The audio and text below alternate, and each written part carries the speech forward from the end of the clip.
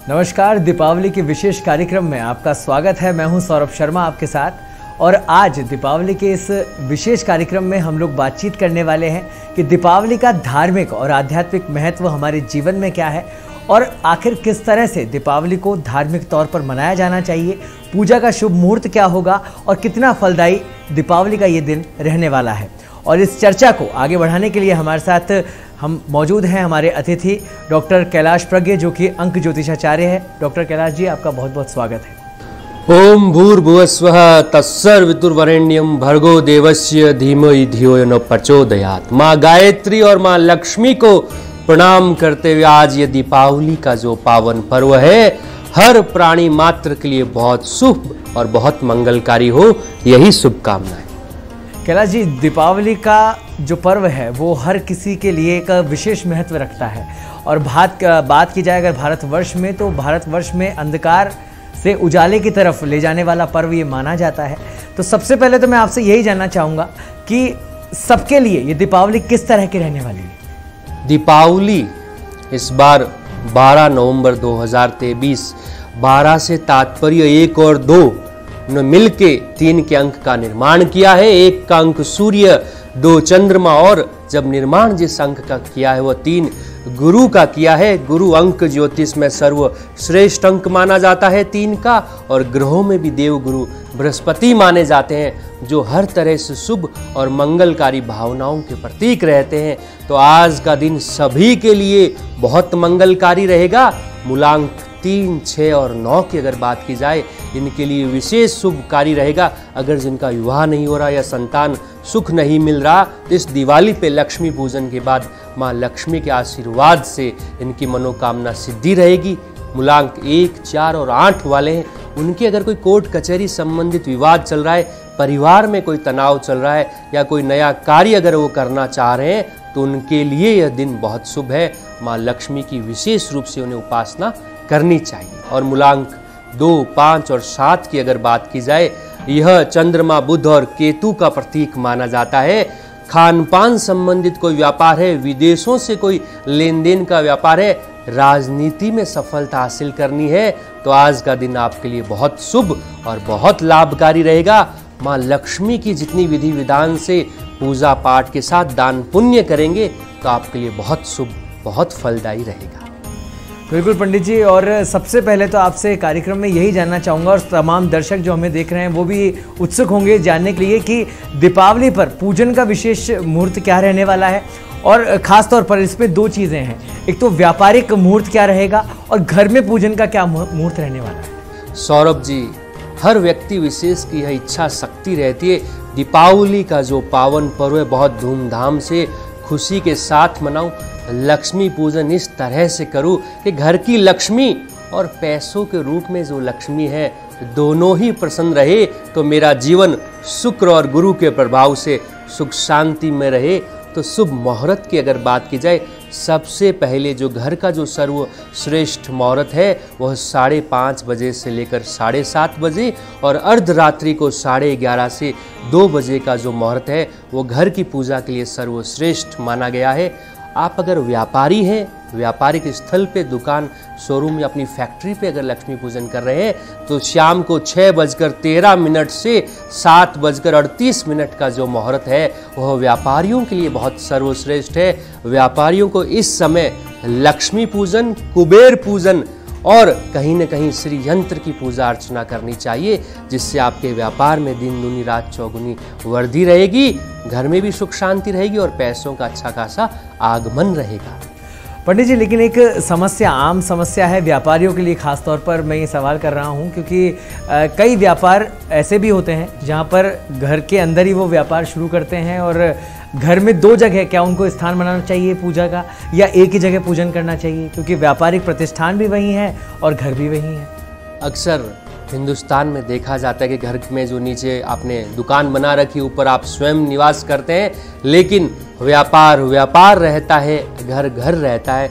जिस तरह से आपने अपनी दुकान के अंदर अपने इष्ट देव की मूर्ति या तस्वीर स्थापित कर रखी है तो उसका लक्ष्मी पूजन अलग रहेगा, और आपने अपने घर में जो मंदिर स्थापित कर रखा है जहां सपरिवार आप लक्ष्मी पूजन करेंगे तो उसका मुहूर्त अलग रहेगा। दोनों पूजाएं, दोनों लक्ष्मी पूजन अलग अलग रहेंगे, उनका सामान भी अलग अलग रहेगा। ध्यान रखिएगा दर्शकों, ऐसा नहीं जो सामान घर में पूजा अर्चना में यूज लिया वही उपयोग आप दुकान में भी कर रहे हैं। यह पूजा दोष उत्पन्न कर देता है। जूठा सामान या यूज किया हुआ, उपयोग किया हुआ सामान जब हम लक्ष्मी पूजन में करते हैं, निश्चित रूप से गुरु, राहु और मंगल की युति बनती है जो आर्थिक संपन्नता को भी नुकसान पहुंचाती है, रूप सौंदर्य को नुकसान पहुंचाती है, मानसिक तनाव, मानसिक परेशानी, रिश्तों में कलेश का भाव पैदा करती है। इसलिए साफ सुथरे ढंग से दोनों पूजाएं, घर और दुकान, अलग अलग करना लाभदायक और फलदायी रहता है। बिल्कुल, बहुत ज़रूरी जानकारी आपने दी और उम्मीद यही करते हैं कि जो हमारे व्यापारी भाई हैं उनको भी ये जानकारी बहुत सुनकर कई समस्याओं का समाधान उनको मिल गया होगा। पंडित जी, एक सबसे बड़ी बात ये है और अहम बात ये है कि अगर सामान्य तौर पर घर पे लक्ष्मी पूजन किया जाए तो कौन कौन सी सामग्री है जिनको उपयोग में लिया जाना चाहिए और क्या कुछ विशेष करने की आवश्यकता होती है? दर्शकों, हर व्यक्ति विशेष देखता भी है कि परिवार में बरसों से उनके पिताजी, दादाजी लक्ष्मी पूजन करते आ रहे हैं, लेकिन अब अगर आपके ऊपर जिम्मेदारी, आप स्वयं लक्ष्मी पूजन कर रहे हैं तो घर में, मंदिर में भी कर सकते हैं या मंदिर के अलावा ऐसा कोई स्थान उत्तर पूर्व दिशा का जिसमें आप स्वयं बैठ के सब परिवार लक्ष्मी पूजन करना चाहें। लकड़ी की जो चौकी रहती है उस पर लाल रंग का कपड़ा बिछाइए। माँ सरस्वती, माँ लक्ष्मी और भगवान श्री गणेश की जो तस्वीर रहती है वह स्थापित कीजिए। उसके उपरांत तांबे का जो लोटा रहता है उसमें नारियल स्थापित करके और तांबे के कलश के ऊपर स्वास्तिक बनाइए। कांसी की जो थाली रहती है, चांदी की जो थाली रहती है उसमें लक्ष्मी पूजन करना सर्वश्रेष्ठ माना जाता है। उस कांसी की थाली में सबसे पहले, सबसे बीच में जो केंद्र बिंदु रहता है वहाँ कुमकुम और चावल रख के, जो सुपारी रहती है वह रख के उसके ऊपर जनेऊ चढ़ाइए। भगवान श्री गणेश की स्थापना मानी जाती है। उसके उपरांत उस थाली के अंदर आप फल फ्रूट रखिए, पीले रंग और सफ़ेद रंग की मिठाई रखिए। गुलाब के जो पुष्पों की माला रहती है वह लक्ष्मी को और सरस्वती जी को, भगवान श्री गणेश को अर्पित करनी चाहिए। अबीर जो रहती है, गुलाब जो रहती है वह माँ लक्ष्मी को चढ़ानी चाहिए। सीताफल जो रहता है, कमल का जो पुष्प रहता है, विशेष रूप से माँ लक्ष्मी को अर्पित करना है। उसके उपरांत माँ लक्ष्मी की आप आरती कीजिए। लक्ष्मी पूजन में जो सबसे ध्यान में रखने वाली बात है, जब भी आप माँ लक्ष्मी की आरती करें घंटी नहीं बजाई जाती, शांति पूर्वक यह पूजा की जाती है। अगरबत्ती अगर हम जलाते हैं तो 6 अगरबत्ती माँ लक्ष्मी को निमित्त जलानी चाहिए। इस तरह से विधि विधान से आप माँ लक्ष्मी का, दीपावली का यह पूजन कर सकते हैं। तो आशा है कि दर्शकों को पूरा विधान समझ में आ गया होगा। पंडित जी, एक सबसे बड़ी बात मैं आपसे ये जानना चाहूँगा कि जब भी पूजन का समय होता है तो चौघड़ियों का विशेष महत्व होता है, तो कौन से चौघड़िए के अंदर हमको पूजा करनी चाहिए, खासतौर पर सबसे पहले जब हम लोग घर में पूजन कर रहे हों? शुभ मुहूर्त और चौघड़िए के संदर्भ में अगर सौरभ जी बात की जाए तो अमृत का, शुभ का और लाभ का जो चौघड़िया रहता है वो सर्वश्रेष्ठ माना जाता है। इस बार 5:37 से 7:38 का जो समय है बहुत शुभ और अमृत योग, स्वार्थ सिद्धि योग माना गया है, तो इसमें लक्ष्मी पूजन कर सकते हैं। लेकिन एक परिवार के मुखिया के रूप में, जिम्मेदारी के रूप में जब पूजा अर्चना करने की बात रहती है तो सिंह लगन जो रहता है, जंगल का राजा शेर और घर का जो मुखिया वो शेर की भूमिका में रहता है, तो वह घर उन्नति करता है। इसलिए घर के मुखिया को जो सिंह लगन रहता है, जो इस बार 11:38 से 2:03 तक है, इस मुहूर्त में घर के मुखिया को लक्ष्मी पूजन करना चाहिए। उसका प्रभाव यह रहता है, आपका गुरु, शुक्र, बुध और सूर्य चारों ही बहुत उच्च के रहते हैं। गुरु आपको मान सम्मान प्रतिष्ठा बुद्धि देता है, शुक्र पैसा देता है, सूर्य यश कीर्ति राजयोग देता है, बुध कहीं न कहीं वाक्पटुता, दूसरे लोगों का मान सम्मान करने का भाव पैदा करता है। इस तरह से दीपावली का पूजन न होके एक बहुत बड़ा धार्मिक अनुष्ठान रहता है जो आपको तन मन धन से करना चाहिए। पंडित जी, ये तो बात हो गई कि घर में पूजन किस समय करना है, कौन से चौघड़िए में हमको पूजन करना चाहिए। अगर बात करें व्यावसायिक प्रतिष्ठान की तो उसका क्या चौघड़िया रहता है किस समय हमको पूजन अर्चन करना चाहिए और सामग्री क्या होनी चाहिए? व्यावसायिक जब कारोबारी लक्ष्मी पूजन करते हैं तो उन्हें जो शाम के समय का जो मुहूर्त रहता है 6:38 से 7:55 का, यह बहुत शुभ चौगड़िया पुष्य नक्षत्र का स्वार्थ सिद्धि अमृत सिद्धि योग का माना जाता है। इस समय लक्ष्मी पूजन करना चाहिए। पूजन का जो तरीका रहता है वह घर के पूजन का और व्यापारिक स्थल के पूजन का एक ही माना जाता है, लेकिन व्यापारिक स्थल पर जब भी लक्ष्मी पूजन संपन्न हो जाए, एक मिट्टी के दीपक में 3 कपूर की टिक्की, 2 लौंग और 3 इलायची डालकर उसको ज्वलित कर लीजिए और उसे पूरे अपने व्यापारिक स्थल पे घुमाइए। बड़ी फैक्ट्री है तो ज़्यादा जलाइए, लेकिन अगर छोटा स्थान है तो पूरे व्यापारिक स्थल पे घुमाइए। किसी भी तरह की कोई नकारात्मक ऊर्जा, कोई भी तंत्र मंत्र यंत्र या किसी दुश्मन विशेष की कोई खुरापाती है तो वह कपूर के जलाने से शांत हो जाती है। और दीपावली का जो दिन रहता है दर्शकों, वो शत्रुहंता योग के रूप में भी माना जाता है। तो कपूर को व्यापारिक स्थल पर जलाने से दुश्मनों का दमन होता है। यह कार्य आपको अपने व्यापारिक स्थल में लक्ष्मी पूजन के उपरांत करना चाहिए। पंडित जी, प्रकाश उत्सव जो है वो अमावस्या के दिन मनाया जाता है, तो अमावस्या भी अपने आप में बहुत महत्व वाली तिथि होती है। और जब दीपोत्सव है तो ऐसे में कोई विशेष पूजन या कोई विशेष तरह का कोई जप हो जिससे जीवन में सकारात्मकता है, लाभ मिल सके? दर्शकों, जप की, जाप की, मंत्र शक्ति की अगर बात की जाए, हिंदू मान्यताओं में इनका बहुत महत्व है। हर व्यक्ति चाहता है कि लक्ष्मी पूजन तो बहुत सुख शांति से करूं, लेकिन ऐसे कौन से विशेष पाठ करूं या कोई मंत्रोच्चार करूं जिससे मेरे जीवन में लक्ष्मी का हमेशा वास रहे। तो लक्ष्मी पूजन के उपरांत आप घर में भी कर सकते हैं, व्यापारिक स्थल पे भी कर सकते हैं। श्री सुक्तम के जो पाठ रहते हैं वह हर व्यक्ति विशेष को लक्ष्मी पूजन के उपरांत करने चाहिए। श्री सुक्तम के पाठ से लक्ष्मी दोष है, पैसों में कोई रुकावट है, आर्थिक संपन्नता नहीं है तो वो खत्म हो जाती है। हर तरह से लक्ष्मी की कृपा रहती है। और अगर आप कोई मंत्रोच्चार करना चाहते हैं तो माँ देवी भगवती माँ लक्ष्मी का जो सर्व बाधा विनिर्मुक्तो धन धान्य सुतान्वित मनुष्य मत प्रसादेन भविष्यति न संशय, यह जो मंत्र रहता है माँ लक्ष्मी का, माँ दुर्गा का प्रिय मंत्र रहता है। स्फटिक की माला से अगर 6 माला आप माँ लक्ष्मी के समक्ष बैठ के अगर इस मंत्रोच्चार का जाप करते हैं, सभी बाधाओं से मुक्ति मिलती है, धन धान्य में वृद्धि रहती है, हर प्राणी मात्र से आपका प्रेम रहता है और संतान सुख के साथ संतान की उन्नति मिलती है। इसलिए श्री सुक्तम का पाठ और यह सर्व बाधा का जो मंत्र रहता है हर व्यक्ति विशेष को माँ लक्ष्मी के समक्ष करना चाहिए। अर्धरात्रि को सिंह लगन में अगर किया जाए तो और भी लाभदायक होता है। पंडित जी, माँ लक्ष्मी का तो पूजन किया ही जाता है, साथ में और कौन से देवी देवता हैं जिनकी भी पूजन अति आवश्यक है और करनी चाहिए जिससे लाभ मिल सके? देखिए, लक्ष्मी पूजन में हम सारा ध्यान माँ लक्ष्मी की तरफ रखते हैं, लेकिन पैसा तभी आता है कलयुग में जब आपने अच्छी शिक्षा, अच्छी तामील हासिल की हो और वह माँ सरस्वती के आशीर्वाद से होती है।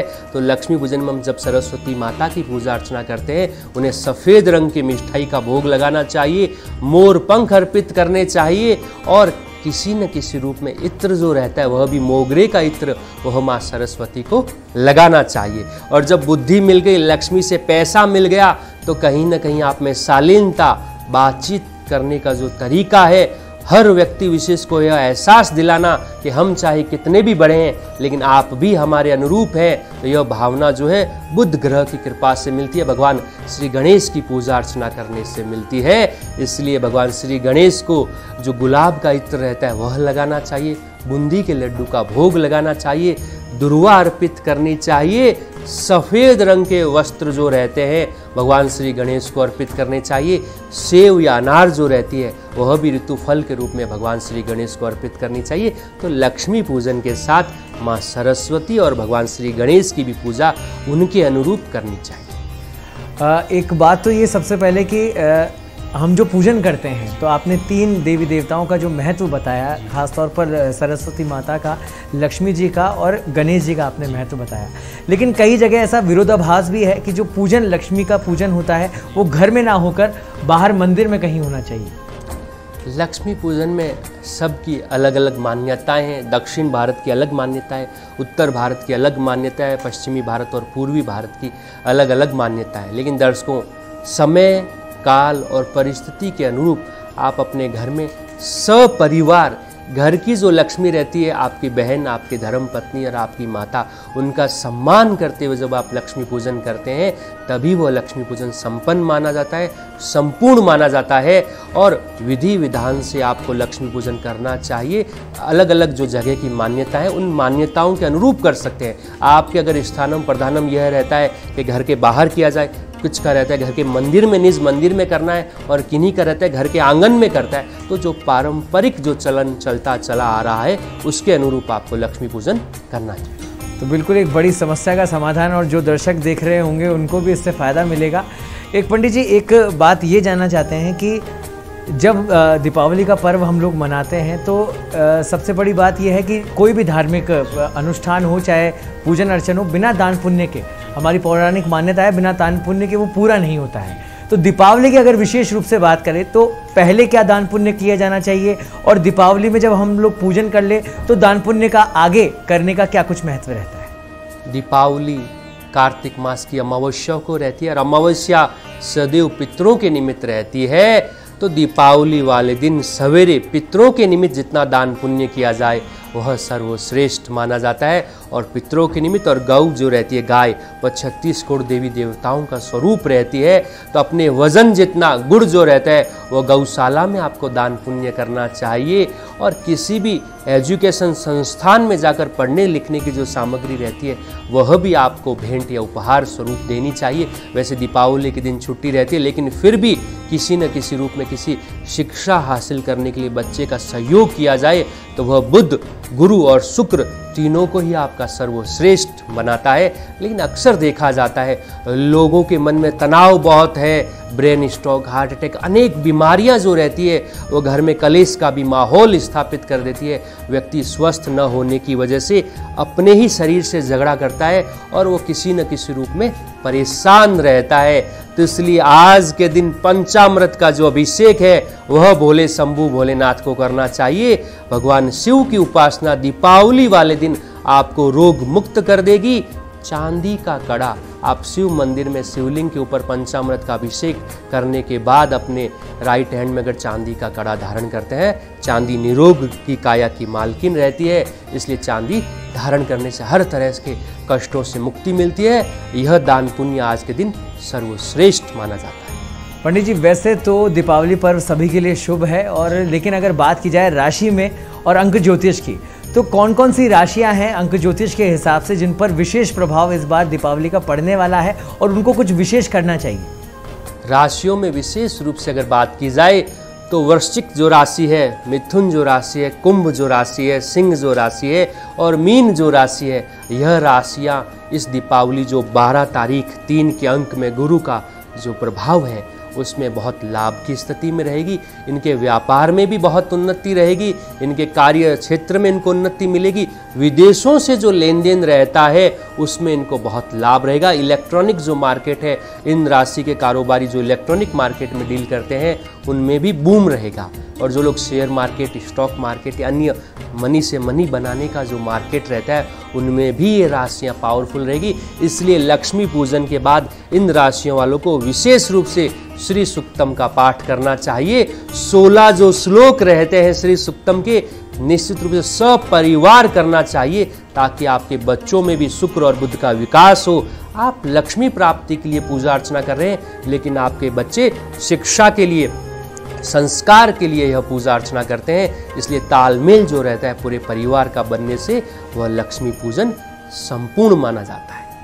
पंडित जी, एक सबसे बड़ी बात ये जानना चाहूँगा मैं, और मेरा खुद का भी पर्सनल क्वेश्चन है ये कि राशि के हिसाब से अगर पूजन अर्चन किया जाए, क्योंकि अमावस्या के दिन है, तो राशिगत अगर हम लोग बात करें तो कोई विशेष मंत्र होता है या सभी के लिए एक मंत्र होता है जिसका हम लोग पूजन कर सकते हैं, जप कर सकते हैं? सौरभ जी, वैसे हर व्यक्ति विशेष की इच्छा भाव यही रहती है लक्ष्मी प्राप्ति का। तो लक्ष्मी प्राप्ति का जो रहता है वो श्री सुक्तम के पाठ दीपावली वाले दिन बहुत सर्वश्रेष्ठ माने जाते हैं। लेकिन उसके बाद भी कोई व्यक्ति और पूजा पाठ करना चाहता है तो कनक धारा स्तोत्रम जो रहता है वह संस्कृत में रहता है, थोड़ा क्लिष्ट रहता है। अगर आपका अनुवादन ठीक है, अगर आप कर सकते हैं तो कनकधारा स्तोत्रम का पाठ भी सभी मूलांक वालों को, सभी राशियों को करना चाहिए, क्योंकि लक्ष्मी किसको अच्छी नहीं लगती, लक्ष्मी सभी को प्रिय रहती है। इसलिए राम रक्षा स्तोत्रम, कनकधारा स्तोत्रम और शुद्ध रूप से श्री सूक्तम के जो पाठ रहते हैं दीपावली की रात को करने से हर तरह से जो नवग्रह रहते हैं वो प्रसन्न रहते हैं। सपरिवार का हम बार बार इसलिए कह रहे हैं क्योंकि जो 9 के 9 ग्रह रहते हैं वो पूरे परिवार पे जब प्रसन्न रहते हैं तो परिवार एक साथ उन्नति करता है। अक्सर देखा जाता है परिवार में एक व्यक्ति उन्नति करता है, दूसरा व्यक्ति पीछे रह जाता है, क्योंकि जब लक्ष्मी पूजन की बात रहती है सिर्फ घर का मुखिया दौड़ रहा है, बाकी सभी मौज मस्ती में हम मग्न हैं। इसलिए सपरिवार पूजा करें, बहुत फायदा रहेगा।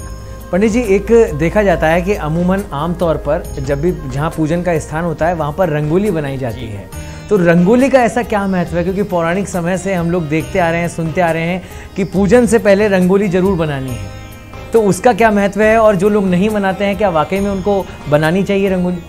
रंगोली का तात्पर्य, वैसे तो रंगोली खुश मिजाज माहौल और शुद्धता की प्रतीक मानी जाती है, लेकिन अक्सर देखा जाता है समुद्र मंथन में जब लक्ष्मी जी निकले थे तो कमल के पुष्प में से निकले थे, तो कमल का जो पुष्प रहता है वो अपने आप एक रंगोली का प्रतीक माना जाता है। तो कमल का जो पुष्प रहता है वह रंगोली के प्रतीक के रूप में आपको पूजा स्थल पे, घर के आंगन में मनाना चाहिए। वह लक्ष्मी जी का स्थान रहता है, लक्ष्मी को आप स्थान दीजिए, वो सदैव आपके घर में विराजमान रहेगी, तो हर तरह से धन धान्य की बढ़ोतरी होती चली जाएगी। तो दीपावली विशेषांक में आज हमने साझा की तमाम ज्ञान हमको पंडित जी ने दिया कि किस तरह से दीपावली मनाई जानी चाहिए, और ख़ास तौर पर धार्मिक और आध्यात्मिक तौर पे जीवन के अंदर दीपावली का क्या महत्व है, किस तरह से पूजन होना चाहिए, किस मुहूर्त में पूजन होना चाहिए। आशा यही करते हैं कि तमाम जानकारी आपके काम में आएगी। बहुत बहुत धन्यवाद पंडित जी, तमाम ज्ञान हमारे साथ साझा करने के लिए। पुनः दीपावली के इस पावन पर्व की हर प्राणी मात्र को बहुत बहुत शुभकामनाएं। सर्वे भवन्तु सुखिनः, सर्वे सन्तु निरामया, सर्वे भद्राणि पश्यन्तु मा कश्चित् दुख भाग भवेत्। इसी भावना के साथ हर प्राणी मात्र का सहयोग करें और लक्ष्मी पूजन के साथ दीपावली का पावन पर्व मनाएं। यही मंगल